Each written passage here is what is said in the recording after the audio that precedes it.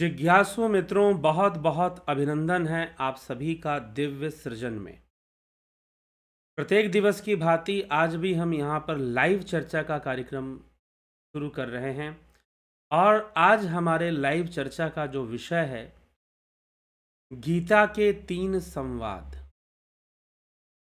किसने सुनी और किसने सुनाई। वास्तव में आज हम श्रीमद् भगवद गीता का जो परिवेश है, जिस माहौल में, जिस समय और ये सारी चीज़ें शुरू हुई श्रीमद् भगवद गीता की, तो उन पर हम चर्चा करेंगे।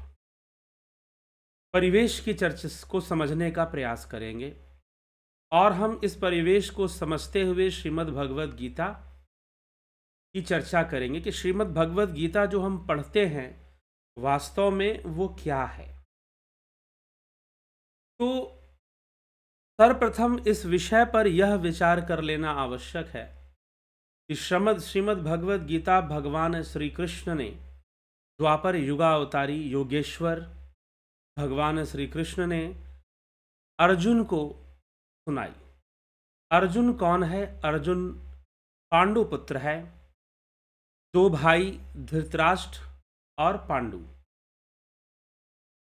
इन दोनों भाइयों में धृतराष्ट्र अंधा था, पांडु सही थे, लेकिन उनको एक रोग हो गया जिससे कि उनकी मृत्यु हो गई और उनके 5 पुत्र रह गए और पत्नी रह गई।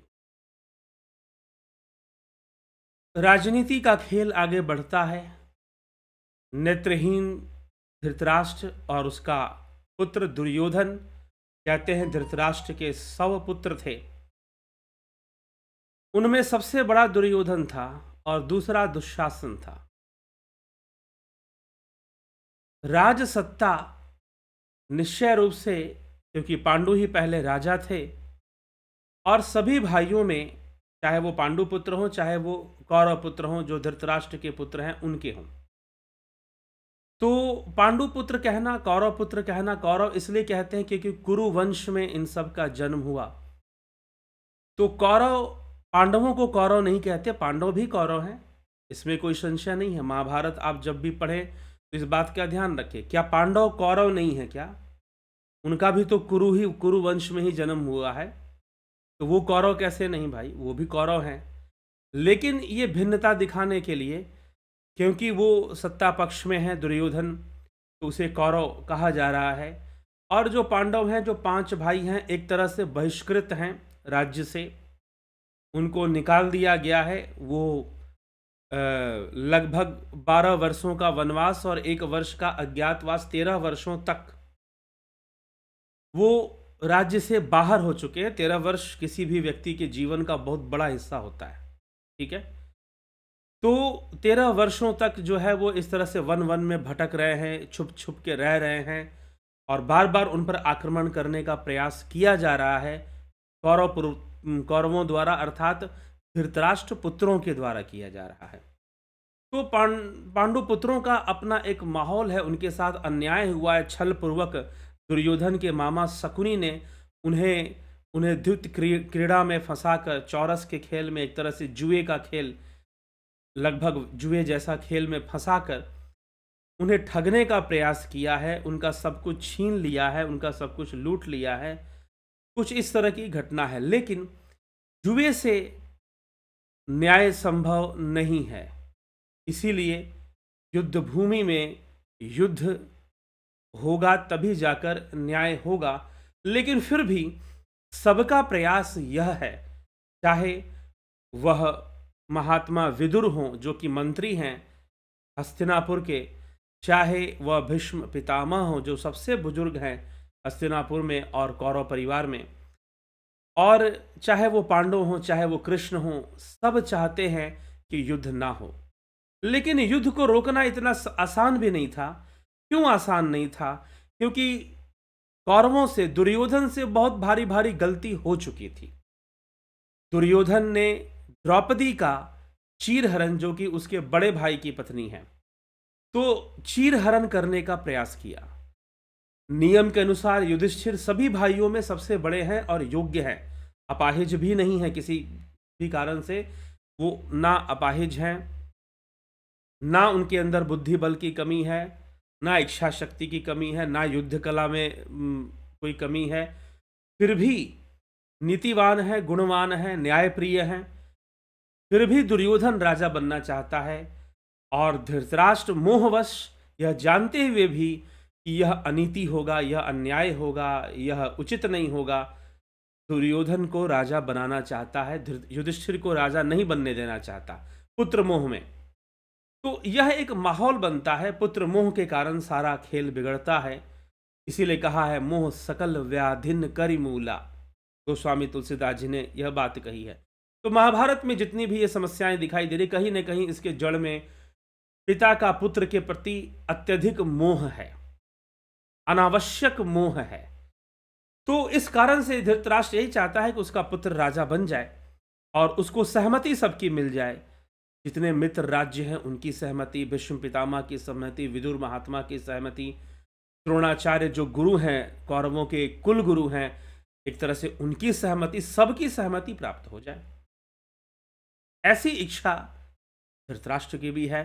दुर्योधन को सहमति मिल जाए, लेकिन दुर्योधन के जो गुण हैं, उसके जो कर्म हैं, वो निकृष्ट हैं।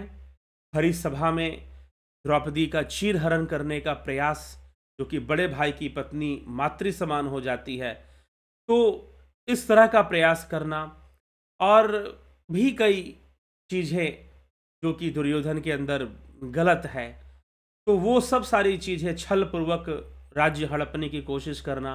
और जब पांडव अपना, ठीक है, पांडव चौरस के खेल में हारने के बाद वो स्वीकार कर लेते हैं कि ठीक है, हम जो है इस प्रकार से वनवास में जाएंगे, और 13 वर्षों का इस प्रकार से समय गुजारने के बाद, वेश बदलकर इधर उधर भटकने रहने के बाद, वह जो है फिर से अपना हक मांगने आते हैं। ठीक है भाई, हम चौरस के खेल में हारे थे, खेल था और उस पर भी हमने अपना वचन निभाया, इतना कठोर वचन निभाया, अब हमें हमारा हक चाहिए, अब हमें हमारा अधिकार मिलना चाहिए, हमारा जो नैसर्गिक अधिकार बनता है, पैतृक अधिकार बनता है, वो हमें मिलना चाहिए। बस यही इसी की कहानी है। लेकिन दुर्योधन नहीं चाहता। दुर्योधन चाहता है कि उन्हें जीने का अधिकार भी ना हो, क्योंकि जब तक ये जीवित रहेंगे तब तक मेरे लिए समस्या रहेगी। तो दुर्योधन कहता है कि हे कृष्ण, मैं सुई की नोक के बराबर भूमि भी पांडवों को नहीं दे सकता। यहां तक कि मृत्यु के बाद जितनी जमीन उनके अंतिम संस्कार में चाहिए, उतना भी दुर्योधन देने के लिए तैयार नहीं है। तो इस स्थिति पर दुर्योधन है, और कृष्ण सब प्रयास करते हैं कि युद्ध को कैसे भी रोका जाए, कि युद्ध को कैसे भी स्थगित किया जाए। लेकिन फिर भी दुर्योधन नहीं चाहता कि युद्ध रुके। वो चाहता है कि पांडव युद्ध करने के लिए ही विवश हों, दूसरा कोई मार्ग बचे ही ना। सब प्रयास करते हैं, दुर्योधन कुछ भी ना सुनने को तैयार, ना मानने को तैयार। तो अंत में द्वारिकाधीश, जो कि स्वयं द्वारिकाधीश हैं, स्वयं द्वारिका के राजा हैं, एक राजा जो है वो दूत बनकर जाते हैं। वो दूत बनकर जाते हैं, नीचे स्थान पर खड़े होकर दुर्योधन को ऊंचे स्थान पर खड़े कर कर दूत बनकर प्रार्थना करते हैं दुर्योधन से। यद्यपि वो राजा थे, उनको कोई आवश्यकता नहीं थी कि प्रार्थना की जाए, लेकिन फिर भी कृष्ण इसीलिए तो मर्यादा पुरुषोत्तम है, इसीलिए श्री कृष्ण मर्यादा पुरुषोत्तम है। तो श्री कृष्ण जाते हैं दुर्योधन के दरबार में और दुर्योधन से विनती करते हैं कि चलो ठीक है, तुम उनको हक नहीं दोगे, आधा भाग जो भी है राज्य का वो तुम नहीं देना चाहते हो, चलो तुम उनको राजा होने का अधिकार भी नहीं देना चाहते, लेकिन साथ में तुम उनका जो आधा भाग बनता था वो भी नहीं देना चाहते, तो कुछ नहीं देना चाहते हो, तो चलो ठीक है, तुम 5 ग्राम दे दो, कम से कम 5 गांव ही दे दो। दुर्योधन उस पर भी विश्वास नहीं करता, नहीं मानता है, और युद्ध के लिए ही ललकारता है, कृष्ण का भी अपमान करता है। तब श्री कृष्ण भगवान ने देखा कि सबके समझाने के बाद अब एक ही इच्छा थी कि सबके कहने पर मैं यहाँ आया था, लेकिन यह मेरा ही अपमान किया जा रहा है, सोच रहा है कि मैं ही कमजोर पड़ गया हूँ। तब भगवान ने अपने विराट विकराल ऐश्वर्य रूप को दिखाया, और ऐश्वर्य रूप को दिखाकर दुर्योधन से कहा कि ठीक है, बांध मुझे अगर बांधना चाहता है। अब याचना नहीं, अब रण होगा, जीवन जय या कि मरण होगा, दूसरा कोई विकल्प नहीं है। तूने छोड़ा है। महाभारत का युद्ध यहीं पर निश्चित हो जाता है। अब युद्ध होना है, लेकिन ये युद्ध इतना आसान नहीं है उस व्यक्ति के लिए जो अपने जीवन को सद्कर्मों के साथ जीना चाहता है, शुभ कर्मों के साथ जीना चाहता है, जो जीवन में कर्मों के महत्व को समझता है, कर्मों के विज्ञान को समझता है। और पांडव वन में रहते रहते, ऋषि मुनियों से शिक्षित होते होते, सत्संग सुनते सुनते, ऋषि मुनियों के माध्यम से वन के अंदर, और समय समय पर कृष्ण की प्रेरणा, भगवान कृष्ण की प्रेरणा, कभी दुर्वासा जी का प्रवचन, दुर्वासा ऋषि ने भी बहुत पांडवों का साथ दिया था वन में, तो दुर्वासा जी का प्रवचन और फिर और भी अन्य ऋषि जिनसे वो मिलते रहे, उनके विचार सुनते रहे, अपने आध्यात्मिक ज्ञान की बहुत वृद्धि कर ली थी पांडवों ने, इसमें कोई संशय नहीं है। पांडव भली भांति जानते थे कि कर्म का फल हमें भोगना पड़ता है। हम जितना अधिक हो सके कर्म में, बुरे कर्मों से या हिंसक कर्मों से हम बचने का प्रयास करें। और यही शिक्षा जो थी पांडवों को, पांडुपुत्रों को, जो 5 भाई थे, ये मिली थी, और इसी शिक्षा के आधार पर वो अपना कर्म भी करते थे। लेकिन अब न्याय के लिए, हक के लिए युद्ध तो करना पड़ेगा। कृष्ण ने तैयार भी कर लिया, लेकिन फिर भी पांडवों के मन में विकल्प ढूंढ रहा है कि युद्ध ना करना पड़े तो बेहतर। वो बचना चाहते हैं युद्ध से, लेकिन युद्ध के लिए अन्याय को स्वीकार करें यह भी उचित नहीं है। युद्ध के लिए, युद्ध को रोकने के लिए आप अत्याचार और अन्याय को स्वीकार करो, और एक जंगली प्रवृत्ति के व्यक्ति को, जिसके अंदर कोई मर्यादा नहीं है, जो एक स्त्री को, जो कि कुल वधू है उनकी, उसको निर्वस्त्र करने का प्रयास कर रहा है। अरे कोई अन्य स्त्री भी हो, कोई गणिका भी हो, उसके साथ भी ये कर्म नहीं हो सकता, अन्यायपूर्ण होगा, पापपूर्ण होगा। लेकिन एक स्त्री जो कुल वधू है, उसके साथ भी ऐसा करने का प्रयास भरी सभा में उसने किया। मतलब कि अपनी घृण, मतलब जो नीचता है, नीचता की हद पार कर कर दुर्योधन अपना कार्य कर रहा है। तो अब ऐसा व्यक्ति प्रकृति कब तक सहन करेगी ऐसे लोगों को? वो कभी ना कभी, प्रकृति, पांडु नहीं तो कोई और, कहीं ना कहीं ऐसे लोग समय आने पर, इनकी सीमा को निर्धारित किया जाता है प्रकृति के द्वारा, इनको सीमित किया जाता है। यह प्रकृति का सिद्धांत है, ऐसी बात नहीं है। अगर ऐसा होता तो शायद कोई आतंकवादी या कोई भ्रष्ट आदमी ही, उसी का शासन हमेशा चलता रहता, वही हमेशा जीवित रहता फिर तो। लेकिन ऐसा नहीं हो पाता है, प्रकृति सबको सीमित करने में लगी रहती है। तो दुर्योधन का भी तो अंत समय आना ही है, उसका भी तो समय आना ही चाहिए। तो यही माहौल है, और इसी माहौल में युद्ध शुरू होता है। पांडव युद्ध के लिए खड़े तो हो जाते हैं, और युद्ध का जो सबसे बड़ा भरोसा है पूरे पांडवों में और पांडवों की सेना में, अगर सबसे बड़ा कोई बलशाली और महारथी है तो वो अर्जुन है। वैसे भीम बहुत बलशाली हैं अपने शरीर से, बाहुबल से, निश्चय ही असामान्य बल उनके शरीर में, हजारों हाथी का बल उनके देह में है, उनकी भुजाओं में है। लेकिन अर्जुन के पास बुद्धि का बल है, अर्जुन के पास मंत्रों की सिद्धि है, अर्जुन के पास स्वयं भगवान भोलेनाथ का दिया, स्वयं कैलाशपति शंकर का दिया हुआ पशुपास्त्र है, अर्जुन के पास ब्रह्मास्त्र है, अर्जुन के पास अपने तपस्या का भी बल है, साथ में तपस्या का भी बल है। लेकिन साथ में ऋषि मुनियों और गुरुजनों से मिली हुई सदकर्मों की शिक्षा भी है। अर्जुन जब युद्ध भूमि में खड़ा होता है और जब उसे कुछ अवसाद होता है, तो उस समय भगवान श्री कृष्ण जो समझाते हैं, अवसाद किस ढंग से होता है, यह हम, अवसाद क्या चीज है, आगे हम कल के व्याख्यान में इसको श्रवण करते हैं। लेकिन हमें यहां परिवेश पूरा समझना है। भगवान कृष्ण अर्जुन को गीता सुनाते हैं, लेकिन जब हम श्रीमद् भगवद गीता पढ़ते हैं तो श्रीमद् भगवद गीता का जो प्रारंभ है वह श्री कृष्ण से नहीं है, वह अर्जुन से भी नहीं है, वह धृतराष्ट्र से है। जो सबसे पहला श्लोक है श्रीमद् भगवद गीता का, धर्म क्षेत्रे कुरुक्षेत्रे समवेता युत्स्व मामका पांडवश्चैव किम कुर्वत संजय, कि धर्म भूमि कुरुक्षेत्र में मेरे और पांडु पुत्रों ने क्या किया, हे संजय मुझे बताओ। अब संजय को एक शक्ति प्राप्त है, भगवान की कृपा से उसे दिव्य शक्ति, दूरदृष्टि की शक्ति प्राप्त है। वह दूर की चीजों को बहुत भली भांति देख सकता है। तो अर्जुन को ऐसा सामर्थ्य प्राप्त है, ऐसी शक्ति अर्जुन को प्राप्त है। तो अर्जुन जब ऐसी शक्ति प्राप्त है और वो क्षमा करे संजय को, बोलते बोलते थोड़ा सा, तो संजय जो धृतराष्ट्र के साथ है और धृतराष्ट्र संजय से ही पूछता है, धर्म क्षेत्रे कुरुक्षेत्रे समवेता युत्सव मामका पांडव शैव किम कुर्वत संजय। कि हे संजय, तुम बताओ कि पांडु पुत्रों ने और मेरे पुत्रों ने क्या क्या किया युद्ध भूमि में। संजय को ऐसी दृष्टि प्राप्त है कि वह दूर की चीजें देख सकता है।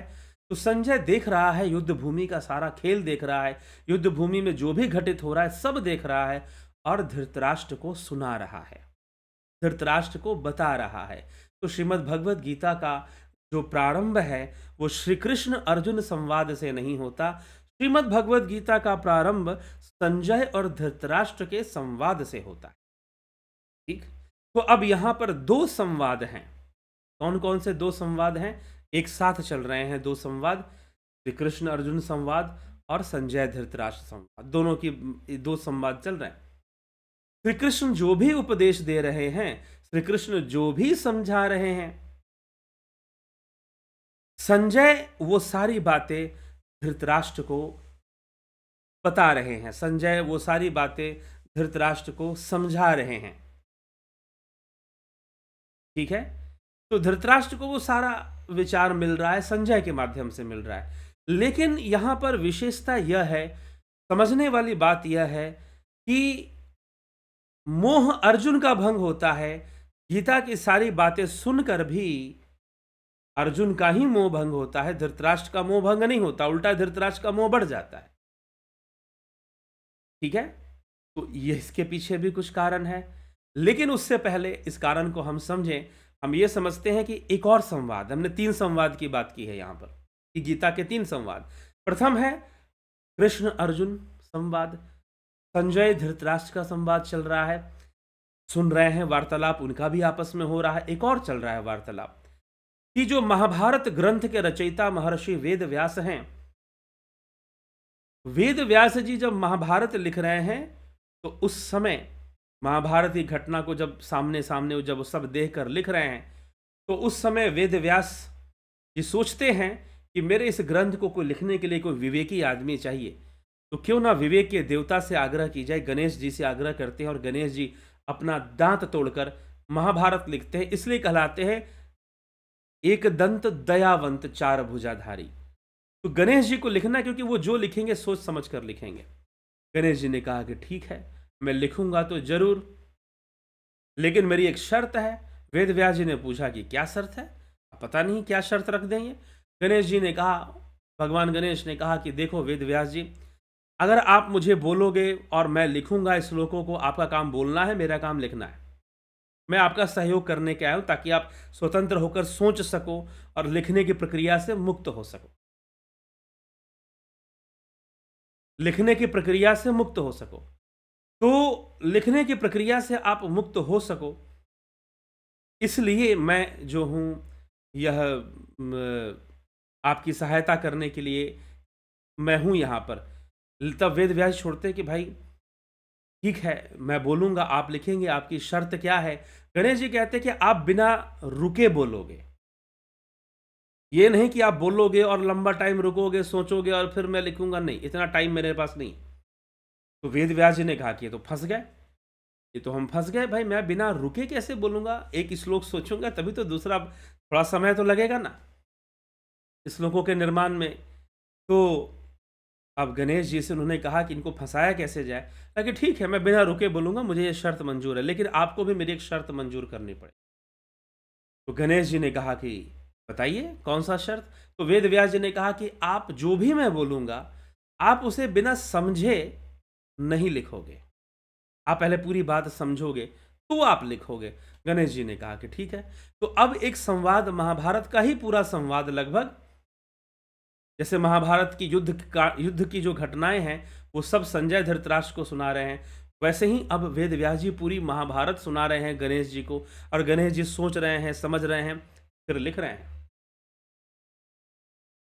गणेश जी विचार कर, अब वेद व्यास जी को ऐसे शब्दों की रचना करनी पड़ती है जिससे कि थोड़ा सोचना पड़े। इसलिए महाभारत में कई बार ऐसे श्लोक हैं जहां पर संशय होता है कि किसके बारे में कहा जा रहा है, ठीक ना?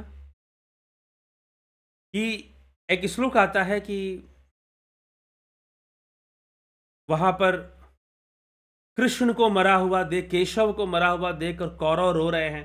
तो केशव जल के अंदर शव को देख, कौरव का एक अर्थ होता है सियार। सियार जो होते हैं, जो फॉक्स होते हैं, तो उनको एक तरह से जो इस तरह के जो जानवर होते हैं, जैकल, फॉक्स या वुल्फ जिनको बोलते हैं हम, तो भेड़िए होते हैं, वो थोड़ा दूसरे टाइप के होते हैं, जंगली ज़्यादा होते हैं वो। तो इस तरह से जो हुआ हुआ करते, वो रो रहे हैं भाई, वो रोते हैं सबको देखकर। लेकिन केशव का अर्थ यहाँ कृष्ण भी निकल जाता है, कौरव का अर्थ यहाँ कौरव पुत्र भी निकल जाते हैं, लेकिन वहां पर कौरव का अर्थ सियार। महाभारत में ऐसे ऐसे श्लोकों की रचना कुछ मिलती है। तो संस्कृत भाषा है, इस कारण से भी लोग गलत इंटरप्रेट भी कई बार करते हैं।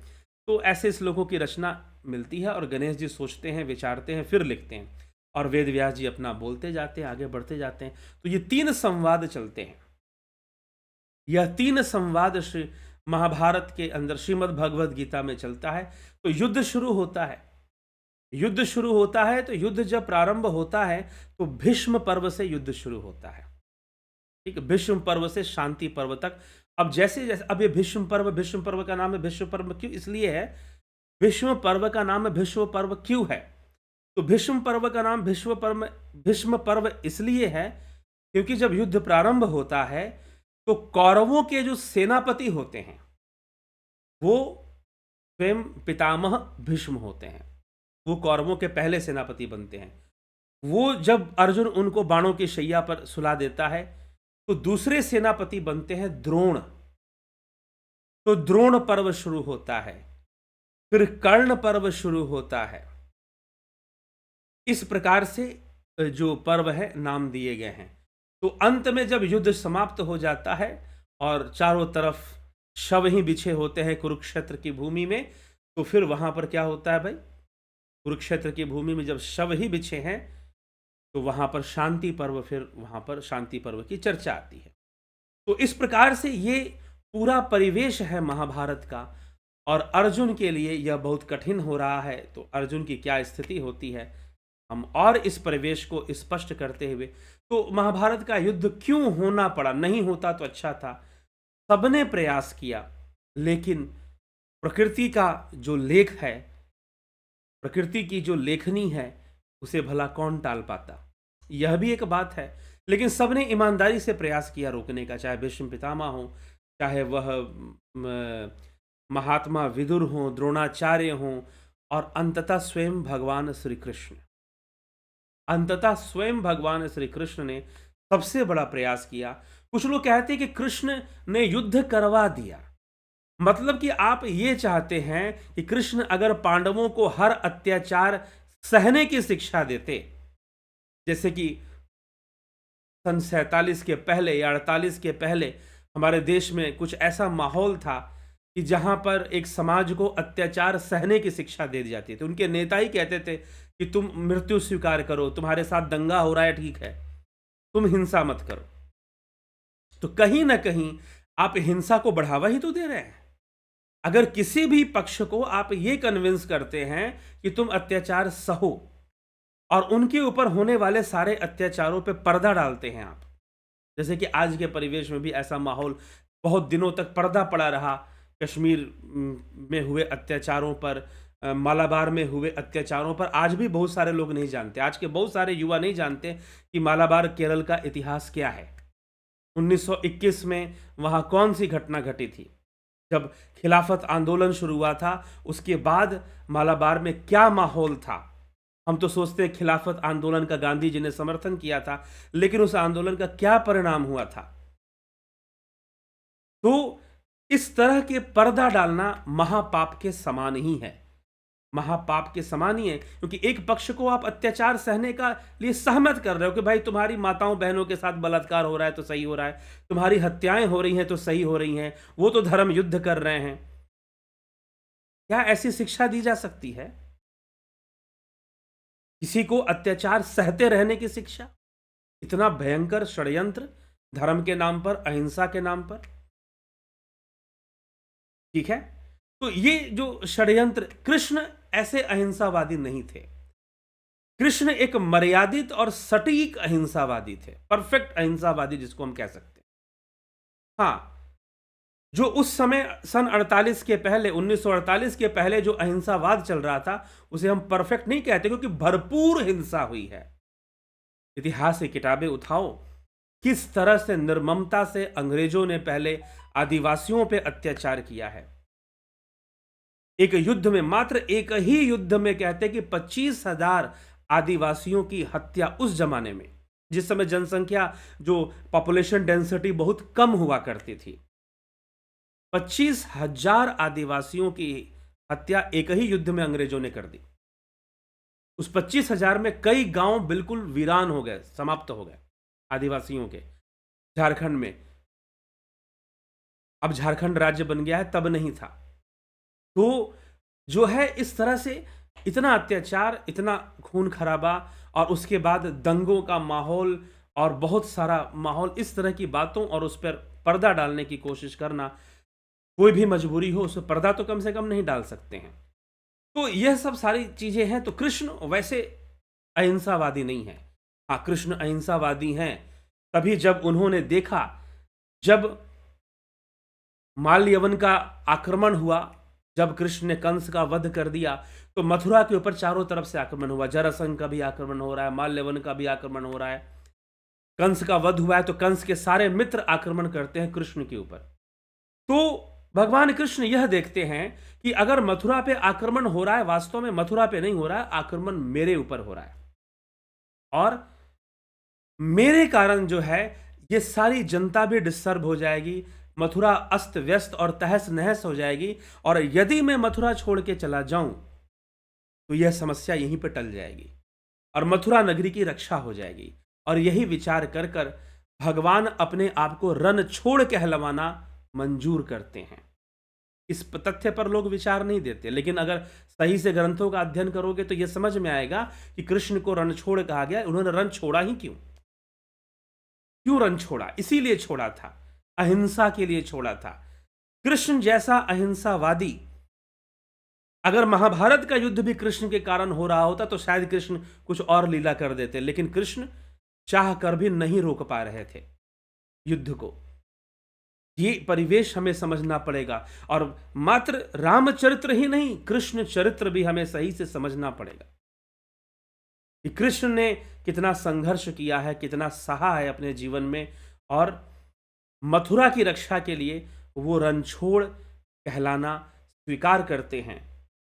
वृंदावन के बाल गोपालों के मानवीय अधिकार के लिए वो माखन चोर कहलाना भी स्वीकार करते हैं। ठीक, तो ये सब, ये कृष्ण का चरित्र है, इसीलिए कृष्ण भी मर्यादा पुरुषोत्तम है, इसमें कोई संशय नहीं है। कभी ध्यान से कृष्ण चरित्र को पढ़ो, कभी ध्यान से देखो कि कहां पर भगवान ने, ऐसे ही कथाओं के हिसाब में से नहीं, गाने बजाने के लिए आपने भागवत सुन लिया। आजकल तो लोग भागवत डांस करने जाते हैं, भागवत में जाते हैं कि वहां नाच लेंगे, थोड़ा सा ऐसे नाचने को नहीं मिलता तो वहां नाचेंगे, ऐसे नाचेंगे तो पता नहीं लोग क्या बोलेंगे, तो वहां डांस कर लेंगे थोड़ा सा। लेकिन कृष्ण के चरित्र को समझना, उनके त्याग को समझना और उनके कर्मों को समझना, निर्णय लेने की क्षमता को समझना, ये बहुत ही विशेष है। इसलिए भगवान रणछोड़ कह रहा है सिर्फ अहिंसा की स्थापना के लिए, सिर्फ अहिंसा के लिए भगवान रणछोड़ कहलाए। ये वहां पर ऐसी बात नहीं, वहां वर्णित है ये प्रसंग कि कृष्ण क्यों रण से भागते हैं। इसलिए नहीं भागते कि वो डर गए थे चारों तरफ से आक्रमण हो रहा है, तो नहीं, सारा समस्या का जड़ उन्होंने अपने आप को पाया कि मैं अगर मथुरा में हूं तो ये चारों तरफ से जो आक्रमण हो रहा है ये रुक जाएगा। अगर मैं मथुरा छोड़ दूं तो मथुरा छोड़ देते हैं और मथुरा से बहुत दूर चले जाते हैं। और उसी समय सारे आक्रमण वहीं पे रुक जाते हैं। जरासंध का आक्रमण रुक जाता है और माल्यवन और क्या-क्या काल और क्या-क्या राजाएँ हैं, हो सकता है कि मैं थोड़ा गलत बोल जाऊँ, महाभारत में या भागवत महापुराण में भी आपको ये कथा मिल जाएगी। ठीक है? तो इस तरह से युद्ध को रोक दिया, हिंसा होने से रोक दिया और जनता की रक्षा कर ली भगवान कृष्ण ने, और वो वहाँ से चले गए। जहाँ पर छोटा बनना हो, छोटा बनने में वो कहीं पर भी पीछे नहीं हटते हैं। अपने भाई के सामने भी, बड़े भाई के सामने भी हमेशा छोटा बन के रहते हैं। तो ये उनका गुण है, सर्व सामर्थ्य होने के बाद भी अपनी जो स्थिति है, अपनी स्थिति के अनुकूल एक कर्म कर कर वो दिखाते हैं। और भगवान कृष्ण दूत बनने में भी लजाते नहीं हैं, शर्माते नहीं हैं, हिचकते नहीं हैं। दूत बनकर दुर्योधन के पास चले जाते हैं कि भैया सुलह कर लो, आधा राज्य नहीं दोगे, 5 गांव देकर सुलह कर लो। लेकिन वो तो दूर की बात, उल्टा वो भगवान को ही देख करके भाई द्वारकाधीश को इस स्थिति में आना पड़ता है, इसका मतलब कि ये लोग बहुत कमजोर पड़ चुके हैं। दुर्योधन अहंकारी आदमी, वो अपने हिसाब से सोचता है कि बहुत कमजोर, ये नहीं सोचता कि भाई कोई कोई इतना बड़ा राजा, स्वयं द्वारकाधीश मुझे दूत बनकर समझाने आए तो मुझे सोचना चाहिए था। नहीं, वो तो ये सोचता है कि शायद ये लोग बहुत कमजोर पड़ गए हैं और द्वारकाधीश में भी अब कोई दम नहीं है। तब भगवान विकराल रूप धारण कर कर उसको अपना दिखाते हैं कि अब तो याचना नहीं रण होगा। तब दुर्योधन को समझ में आता है, तो युद्ध के पहले सेना मांगने पहुंचता है भगवान कृष्ण। तो ये सारा एक परिवेश था, और इस माहौल में जो घोर अन्याय हुआ था पांडवों के साथ, उस अन्याय के प्रति ये युद्ध प्रारंभ होता है। और उस युद्ध भूमि में भगवान श्री कृष्ण के द्वारा अर्जुन को श्रीमद् भगवद गीता का प्रवचन सुनाया जाता है। दोनों योद्धा हैं, दोनों राजा हैं, और लेकिन एक गुरु है, एक शिष्य है। वैसे संसारिक संबंध में दोनों मित्र हैं, सखा हैं, कजन ब्रदर्स भी हम उनको कह सकते हैं, कृष्ण और अर्जुन को। तो इस प्रकार से कथा के अंदर जो माँ थी अर्जुन की, कुंती, वो भगवान कृष्ण की बुआ लगती थी। वसुदेव की बहन लगती थी, जो कृष्ण के पिता हुए। महात्मा वसुदेव धर्माधिकारी, धर्म मंत्री थे वो कंस की सभा में। तो उनकी बहन लगती थी कुंती। तो इस कारण से बुआ का भी एक संबंध था, तो कजन ब्रदर भी आजकल बोलते हैं। तो इस तरह से ऐसा भी एक संबंध था, लेकिन मित्रतापूर्वक व्यवहार था दोनों के बीच में। और कृष्ण क्या समझाना शुरू करते हैं, कौन से शिक्षा देते हैं, क्यों देते हैं, हम कल से विचार करेंगे। और इस शिक्षा में भी अहिंसा छुपी है, अहिंसा की मर्यादा है। तो एक मर्यादित अहिंसा, एक आदर्श रूप में जिसको हम अहिंसा कह सकते हैं, उस अहिंसा की स्थापना भगवान कृष्ण ने, उस अहिंसा की स्थापना भगवान श्री कृष्ण ने की है। तो उस अहिंसा की स्थापना की है, इसलिए वो भी, कृष्ण भी एक मर्यादा पुरुषोत्तम है। वो अपनी लीला से कहीं ना कहीं आदर्श की स्थापना कर रहे हैं, मर्यादा की स्थापना कर रहे हैं। तो चलिए ठीक है, यही महत्वपूर्ण विषय है आज का जो हमने चर्चा में लिया। और कल फिर 9 बजे लाइव चर्चा मिलेंगे। आज की चर्चा को यहीं पर विराम देते हैं और कल फिर मिलते हैं 9 PM लाइव चर्चा। और ध्यान योग का कोर्स तो आगे बढ़ चुका है, अब ज्वाइन नहीं कर सकते। अब जिसको भी ज्वाइन करना है ध्यान योग, अगले महीने की क्या तारीख होगी वो आपको अनाउंस की जाएगी, बताई जाएगी, आपको मिलेगा उसका टाइम शेड्यूल क्या है, जो भी मिलेगा समय आने पर। अभी तो नहीं, इस महीने के अंत तक या दिसंबर के प्रारंभिक सप्ताह में आपको उसका डिटेल भी प्राप्त हो जाएगा। तो समझिए इस विषय को, श्रीमद् भगवद गीता किस माहौल में, किस परिवेश में शुरू होती है, कैसे शुरू होती है।